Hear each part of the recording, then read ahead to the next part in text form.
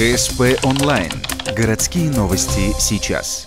В Конгресс-холле УГТУ прошло награждение премии «Студент года». Конкурс среди лучших из лучших в Ухтинском университете прошел впервые. Участие в нем приняли 50 отличников и активистов. В финал вошли 33 претендента на высокое звание. Они презентовали визитную карточку и свой проект. И по итогам их финальных защит был сделан вывод экспертами, кто из них станет студентом года.